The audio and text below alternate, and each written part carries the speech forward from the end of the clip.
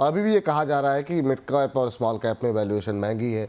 तो यहाँ पर क्या करें एक बार के लिए? क्या अगर बहुत महंगी है तो एसआईपी क्या बंद कर दें और फिर हम लार्ज कैप की तरफ कुछ दूसरे फंड की तरफ देखें जहाँ पर की वैल्यूएशन अच्छी दिखाई दे रही हो? क्या स्ट्रेटजी होनी चाहिए? विपुल जी, अगेन मैं तो एज अ फाइनेंशियल प्लानर हम कहते हैं अपने गोल्स को ध्यान में रखिए कि आप अगर मान लीजिए दिल्ली में हो, दिल्ली से निकल के आप नोएडा जाने वाले हो, ये आपका गोल है कि going to Noida. Now if you have selected a route, you go by metro, you go by road, आपके दो चॉइसेस है। तो आपने आपको पता है, क्लैरिटी है कि आपको ऐसे जाना है। तो अभी जब भी हम इन्वेस्टमेंट्स भी कर रहे हैं तो गोल फोकस्ड रहिए कि आप अपने रिटायरमेंट के लिए सेव कर रहे हो, आप किस चीज के लिए सेव कर रहे हो। तो आपका पोर्टफोलियो वेल बैलेंस्ड होना चाहिए। और एक चीज, आप डीआईवाई मत कीजिए, it is very very risky. And human behaviour जो है, मार्केट जब गिरता है तब ज्यादा अकेला या डर डर लगता है इन्वेस्टर को। तो उस सिचुएशन में बेटर है कि एक सारथी होना जरूरी है। एक म्यूचुअल फंड डिस्ट्रीब्यूटर या एक इन्वेस्टमेंट एडवाइजर से आप अपना हेल्प ले सकते हैं, सो दैट वो आपके पोर्टफोलियो को आपके गोल्स के हिसाब से आपको फंड्स रेकमेंड कर देगा।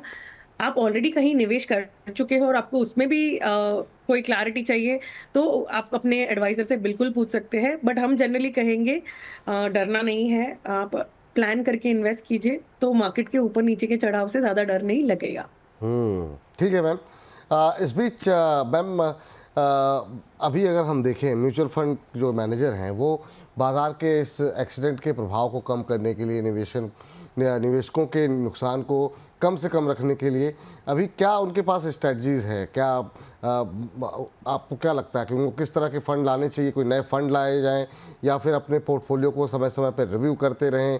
अभी क्या स्ट्रेटजी हो ताकि ये जो लोगों के मन में डर है और लोग अपनी एसआईपी बंद कर रहे हैं पोर्टफोलियो को गिरता हुआ देख करके, फंड मैनेजर के पास क्या ऑप्शन बचा हुआ है?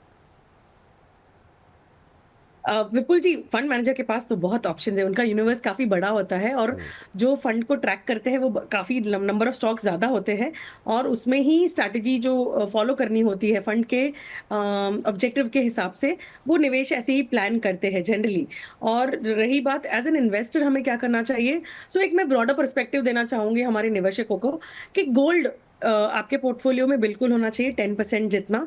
तो आप मल्टी एसेट फंड ले लीजिए या आप गोल्ड फंड ले लीजिए या गोल्ड ईटीएफ ले लीजिए।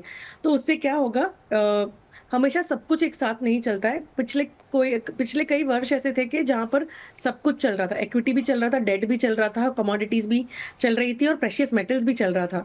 तो अभी जैसे अभी के सिचुएशन में देखेंगे, 5 महीने से मार्केट करेक्ट हुआ है लेकिन गोल्ड की रैली हुई है, तो आपके पोर्टफोलियो में गोल्ड का एक्सपोजर या गोल्ड एंड सिल्वर का एक्सपोजर होना जरूरी है। अगर आपके फैमिली में फिजिकल गोल्ड काफी लेते हैं तो डिजिटल गोल्ड की तरफ वो शिफ्ट जरूर अपनाइए, जिससे कि आप मेकिंग एंड जीएसटी पे पैसे बचाएंगे। फिर आती है बात कि एक इक्विटी हाइब्रिड फंड होना चाहिए। हम क्यों कहते हैं कि इक्विटी हाइब्रिड फंड होना चाहिए, क्योंकि 60% 60 to 65% उसमें इक्विटी होता है, 30 to 35% उसमें डेट होता है। जनरली जो फर्स्ट टाइम निवेशक होते हैं हम उनको कहते हैं कि start with an equity hybrid fund. अगर मुझे नाम लेने हैं कोई फंड्स के, तो Canara Robeco equity hybrid fund, वाइटो कैपिटल हाइब्रिड फंड। तो ये फंड्स है जो एक एज देता है आपके पोर्टफोलियो को। दोस्तों, जब बाजार तो नीचे आती है, मार्केट करेक्ट होता है 20-22% से, अगर पोर्टफोलियो करेक्ट हो रहा है तो गोल्ड और हाइब्रिड जो है, ये दोनों कैटेगरी आपके पोर्टफोलियो को एक एज देता है। तो ओवरऑल नेगेटिविटी जो है वो कम दिखती है पोर्टफोलियो में और टारगेट बेस्ड चल रहे हैं तो उसमें दिक्कत नहीं आनी चाहिए। ठीक है। इस बीच हमारे एक दर्शक है जिन्होंने व्हाट्सएप के माध्यम से सवाल भेजा है और कह रहे हैं आईसीआईसीआई इंफ्रास्ट्रक्चर फंड की एसआईपी चल रही है, अभी बहुत ज़्यादा गिर गया है, क्या करें विपुल सर? एसआईपी स्टॉप कर दें या फिर कंटिन्यू रखें? सर, जब आपने इंफ्रास्ट्रक्चर फंड में लगाया था तो क्या सोच के लगाया था कि मतलब कोई गोल सेट किया था या फिर ऐसे ही लगा दिया था? कि अगर आपको अभी भी भारत की इंफ्रास्ट्रक्चर स्टोरी पर भरोसा है, अभी भी आपको लग रहा है कि सरकार और तमाम चीज़ें जो है वो इंफ्रास्ट्रक्चर पे निवेश कर रही हैं, फिर आपको ये कॉन्फिडेंस लूज़ नहीं होना चाहिए कि इंफ्रास्ट्रक्चर में लगाया है, अभी नहीं चल रहा है, अभी नहीं चल रहा है, मोमेंटम नहीं है, दोबारा चलेंगे, लेकिन वैल्यूएशन को लेके बहुत सारे इंफ्रास्ट्रक्चर शेयर भी नहीं चल रहे। जब चलेंगे तो चले, आपकी एसआईपी भी चलेगी। एसआईपी सिर्फ इस वजह से ना बंद कर दें कि अभी डाउन हो गई है। मैम, आपकी टिप्पणी क्या होगी आरके के लिए, जो इन्होंने इंफ्रास्ट्रक्चर फंड को, हाँ फंड खराब है तो फिर चेंज कर सकते हैं, आपकी फंड पर बात कर सकते हैं कि आपका फंड अच्छा है कि जी खराब है। तो जी मैम। यस यस तो विपुल जी, फंड बिल्कुल खराब नहीं है। इंफ्रास्ट्रक्चर में लोग पैसा इसलिए डालते थे या डालते हैं, और हम भी डलवाते हैं, इसलिए डलवाते हैं कि आपका बेसिक टेकन केयर है। लार्ज मिड स्मॉल सब कुछ है, आपकी गोल्ड बेस इन्वेस्ट कर रहे हैं, फॉरेन स्टॉक्स में, मतलब फॉरेन फंड्स में इन्वेस्ट करते हैं, एफओएफ जो जिनको हम कहते हैं, ये बेसिक्स अगर टेकन केयर हुआ है तो आप थीमेटिक या सेक्टरल फंड्स की तरफ जा सकते हैं। क्योंकि सेक्टरल है, जब भी सेक्टर फंड्स में डालते हैं उसकी एक साइकिल होती है, कभी कभी साइकिल आने के लिए 5 साल 7 साल भी लग जाते हैं। अभी तो ओवरऑल मार्केट टूटा है तो आपका फंड भी टूटना वाजिब है, तो आपको उससे डरने की जरूरत नहीं है। फंड कैसा है? डिसेंट है, उनका पोर्टफोलियो कंस्ट्रक्शन भी बहुत अच्छा है, और उनकी जो ट्रैकिंग है वो डिसेंट है, तो आपको उससे डरने की जरूरत नहीं है। जी जी, चलिए इस बीच अगला सवाल आपसे करते हैं कि अभी के जो मौजूदा सूरत हाल है, इसको अगर इसके आधार पर अगर निवेशकों को अपने म्यूचुअल फंड पोर्टफोलियो को रीबैलेंस करना हो तो फिर किस तरीके से किया जाए? क्योंकि क्या ये समय, इसको या फिर इस क्वेश्चन को अलग तरीके से फ्रेम करते हैं, क्या ये समय ऐसा है जब हमको अपने पोर्टफोलियो को रिव्यू करना चाहिए, या फिर अगर हमारे पास कोई अतिरिक्त पैसा पड़ा हुआ है और पहले अगर हम सोच रहे थे कि इसको इसी फंड में जाना है या मिड कैप स्मॉल कैप अच्छा कर रहा है तो आगे भी इसी में लगाएंगे, तो उस अतिरिक्त पैसे को कहाँ पे लगाना चाहिए? या फिर रिव्यू करने के लिए जो पुराने फंड हैं उनके क्या रिव्यू करने का टाइम है, और जो हमारे पास कैश अभी पड़ा हुआ है या अगर हम कोई नई एसआईपी शुरू करना चाह रहे हैं तो वो कहाँ शुरू करनी चाहिए? तो विपुल विपुल जी, ये बहुत अच्छा सवाल है। दो चीजें हमें ध्यान में रखनी है इसमें। क्या ये रीस्ट्रक्चर करने का अच्छा समय है? हाँ, अगर आपके पास काफी पुराना निवेश है और आप उसमें बिल्कुल पहले से ही खुश नहीं हो, या मार्केट गिरने के पहले से आप ना खुश हो, तो यस, उसे प्रॉफिट बुक कीजिए, आप उसको री इन्वेस्ट कीजिए, बिकॉज ये पोर्टफोलियो, नया पोर्टफोलियो कंस्ट्रक्ट करने के लिए बहुत बढ़िया समय है। और आपके पास अगर कैश अभी अवेलेबल है, पैसा ज्यादा सरप्लस है, तो डेफिनेटली वो भी टॉप अप करना चाहिए, या रिस्ट्रक्चर करके जो आपका फंड बनता है आप उसमें निवेश कर सकते हैं। चलिए इस बीच मैम, बहुत अच्छा उत्तर दिया आपने, लेकिन आपसे एक प्रश्न और जानना चाहेंगे कि अभी की जो गिरावट है उसके चलते बहुत सारे शेयर ऐसे हैं जो जिनकी जिनके फंडामेंटल अच्छे हैं। जैसे बैंकों में हम देख रहे हैं कि बहुत सारे बैंक जो है जिनका बहुत अच्छी वैल्यूएशन पे ट्रेड कर रहे हैं, अच्छी क्वालिटी के स्टॉक्स काफ़ी सस्ते हो गए हैं, उससे काफ़ी ज़्यादा निवेशकों को अच्छी यूनिट भी मिल सकेंगी। अभी के हाल में क्या आप कुछ ऐसे फंड्स भी आप सजेस्ट करेंगी जिनमें कि हमारे पोर्टफोलियो को और ज़्यादा मजबूती मिल सके, और अभी अगर फंड को चुनना हो तो किस आधार पर चुना जाए? तो विपुल जी, अगर अग्रेसिव फंड्स की अगर हम बात करें, तो अगर कोई आज शुरुआत कर रहा है और उनको बहुत ही सेक्टोरल साइड चाहिए, जी। तो एक ICICI prudential thematic advantage fund, fund of fund है। तो ये क्या करता है?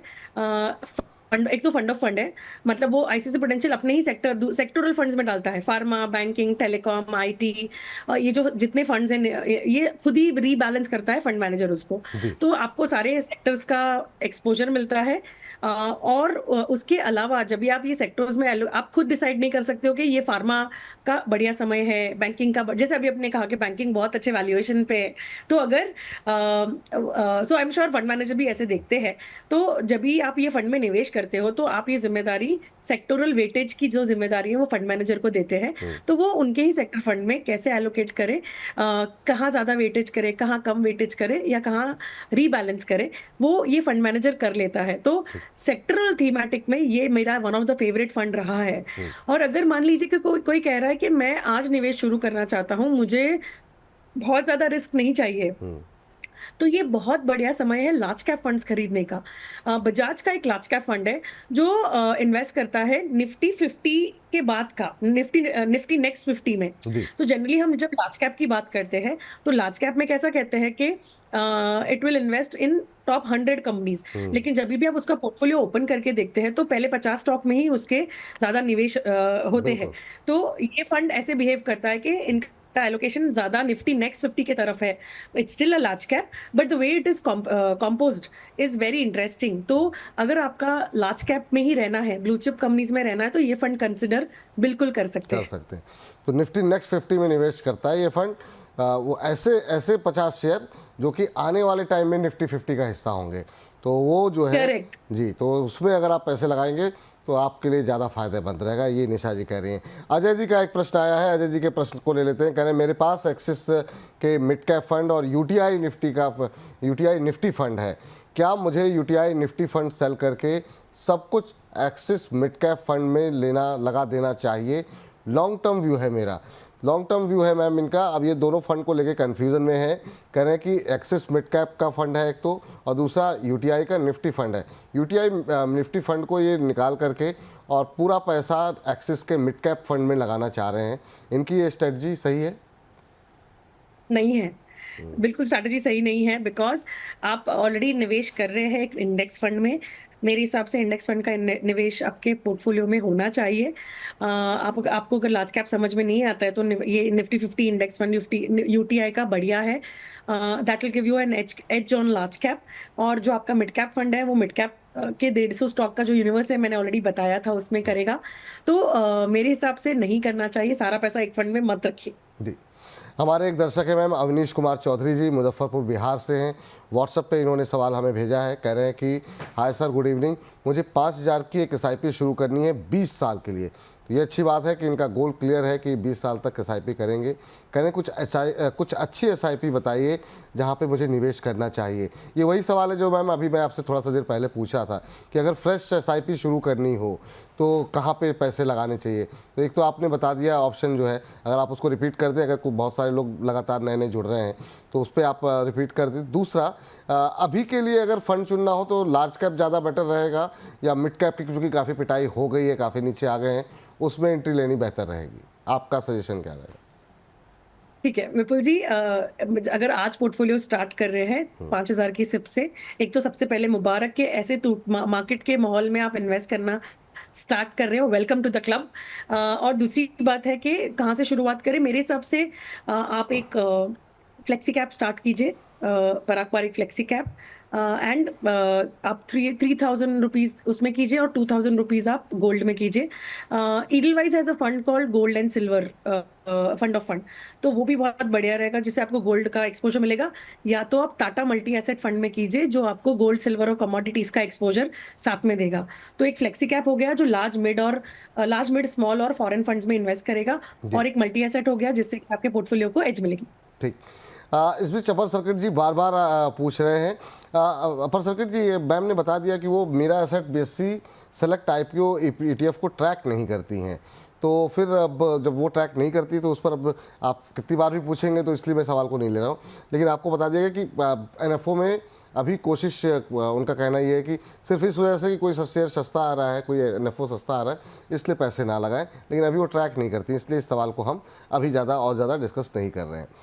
लेकिन चलिए मैम, अगला प्रश्न ये है कि अगर कोई खास सेक्टर या किसी टाइप का इक्विटी म्यूचुअल फंड है जो कि बाज़ार की गिरावट में ज़्यादा टिकता है, जिन पर क्या ऐसे सेक्टर्स पर निवेशक ऐसे समय में विचार कर सकते हैं? जैसे कि हमने देखा जब बाज़ार गिरता था तो हमेशा जो लोग सीधे डायरेक्ट स्टॉक मार्केट में निवेश करते हैं वो कहते हैं कि डिफेंसिव शेयरों में जाइए, जैसे फार्मा हुआ, एफएमसीजी हुआ। क्या इस गिरावट में इस तरह के कुछ ईटीएफ या इस तरह के किसी सेक्टोरल फंड में जाना सही स्ट्रेटजी होगी? लेकिन कई बार हमने ये भी देखा कि सेक्टोरल फंड की साइकिल बहुत तेज़ी से बदल जाती है। करेक्ट। सो जैसे वही मैंने कहा ना कि अगर आप सेक्टोरल थीमेटिक की बात कर रहे हैं तो what you need to remember is वो कैसे बिहेव करेगा अगर मार्केट टर्न हो जाता है तो इसलिए मैंने एक फंड रेकमेंड किया। स्टॉक्स का मैं नहीं बात करना चाहूंगी, मुझे नहीं समझ आती स्टॉक्स। मुझे पूछेंगे मेरे पैसे कहाँ लगे, म्यूचुअल फंड में ही लगे हैं, तो मुझे और कुछ समझ नहीं आता। और रही दूसरी बात, जहां पर जब भी हम ये इन्वेस्टमेंट की बात करते हैं कि कहाँ करना चाहिए, वो इट्स नॉट लाइक Amazon या फ्लिपकार्ट या मिंट्रा या कि आज नया क्या चल रहा है आप स्लाइड करके देखते जाओ। नहीं, आप 2 अच्छे फंड्स या 3 अच्छे फंड्स आपके गोल के हिसाब से सिलेक्ट कीजिए। irrelevant of the market condition, आप अपना इन्वेस्टमेंट कंटिन्यू कीजिए unless and until there is any change on the hierarchy or the fund management side or any fundamental change happening in the mutual fund company or in your goals, तभी ही आपको वो track करके change करना है। इसके लिए क्या करेंगे, आप एक एडवाइज़र के साथ काम कीजिए, आप उनको अपना सारथी बनाइए और उससे आपका निवेश जो है वो सलामत भी रहेगा और वो आपके बिहाफ़ पे आपके लिए ट्रैक भी करेगा। ठीक। इस बीच में आपका आशीष करके हमारे एक दर्शक हैं, व्हाट्सएप पे उन्होंने सवाल भेजा है। कह रहे हैं कि प्लीज़ ये बताइए कि अगर लमसम 1 लाख रुपए लगाने हों तो और मेरा हाई रिस्क हाई रिटर्न वाला कोई म्यूचुअल फंड होगा जिसमें कि मैं 1 लाख रुपए लगाना चाह रहा हूँ, तो ऐसे में ऐसे लोग भी हैं जो कि बड़ा रिस्क लेना भी चाह रहे हैं, जिनको लग रहा है काफ़ी टूट गया, अब क्या ही टूटेगा बाजार, तो ये रिस्क लेने का सही समय है, ऐसा कोई फंड चुन लिया जाए जिसमें कि मतलब अभी लगा देंगे तो 10-15 साल में तो पता नहीं पैसे कहाँ से कहाँ हो जाएंगे। तो आशीष जी ऐसे ही दर्शक हैं और 1 लाख रुपए लगाना चाह रहे हैं, तो आप कोई रिस्क लेने वाला कोई फंड बताएंगे इनको आप? तो आशीष जी, ये ध्यान में रखिएगा, अगर आपका कोई रनिंग इन्वेस्टमेंट है, रनिंग एसआईपीज़ है, आप उसी में टॉप अप कर दीजिए, ये सबसे बेस्ट ऑप्शन रहता है जनरली, क्योंकि जब मार्केट्स नीचे आए हैं तो आपको अपने फंड्स को भी, एग्जिस्टिंग फंड्स को भी एवरेज करना पड़ेगा, तो ही आपको रिटर्न जल्दी दिखेगा, अच्छा दिखेगा। और रही बात कि कोई नया फंड रिकमेंड कीजिए, तो आपका एग्जिस्टिंग पोर्टफोलियो देखे बगैर तो रिकमेंड वैसे नहीं कर सकते। बट अगर जैसे मैंने अभी थीमेटिक वाला बताया कि आपको इक्विटी हाइब्रिड वाला एलोकेशन बताया, ये 2 चीज़ें हैं कि आप अपने पोर्टफोलियो में इंक्लूड कीजिए जिससे आपका फ़ायदा हो। चलिए मैम, एक तो अब कार्यक्रम को समाप्त करने के लिए मुझे कहा जा रहा है, तो अब आपसे जानना चाहेंगे कि अभी निवेशक बाजार में गिरावट के दौरान अपनी जो एसआईपी चल रही है उसमें अपना कॉन्फिडेंस कैसे बनाए रखें, क्योंकि निश्चित रूप से क्या ऐसे टाइम पे पोर्टफोलियो देखना बिल्कुल बंद कर देना चाहिए, मतलब क्या स्ट्रेटजी होनी चाहिए जिससे कॉन्फिडेंस बना रहे कि नहीं कोई बात नहीं, all is well, all is well, मतलब अंदर से आवाज़ आती रहे, तो आप क्या सजेस्ट करेंगी? तो विपुल जी, मैं निवेशकों को और दर्शकों को यही कहना चाहूँगी कि ये सेल लगी है, जभी भी सेल होता है तो हम जाके भरपूर खरीद आते हैं, शॉपिंग कराते हैं। तो ये स्टॉक मार्केट का सेल है, बिल्कुल निवेश कीजिए, अपने गोल के हिसाब से निवेश कीजिए, बिकॉज़ आपके दोस्त ने किया, चाचा ने, मामा ने किया या आपके भाई-बहन ने किया इसलिए आपको करना चाहिए। तो मेरा जवाब ना है, नहीं करना चाहिए ऐसे। बट ये ध्यान में रखिए कि सेल लगी है, आप अगर खरीदना चाहते हो डिस्काउंट पे, तो बिल्कुल ये बहुत बढ़िया समय है इन्वेस्टमेंट करने का। अंदर से आवाज़ आनी चाहिए या नहीं, वो आप अगर अपने एक एडवाइज़र के साथ काम करेंगे तो ऑटोमैटिकली ऑल इज़ वेल होगा ही होगा।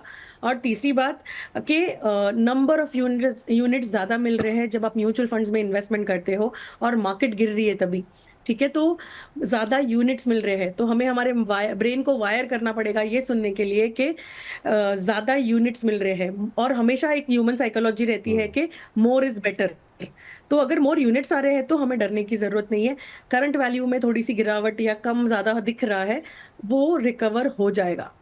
ठीक, एक बड़ा इंटरेस्टिंग सवाल है, तो मैं सोच रहा हूँ कि ले लूँ, और आपके लिए तो सवालों की झड़ी लगी हुई है, लोग आपसे मतलब लगातार सवाल पूछता ही रहना चाह रहे हैं।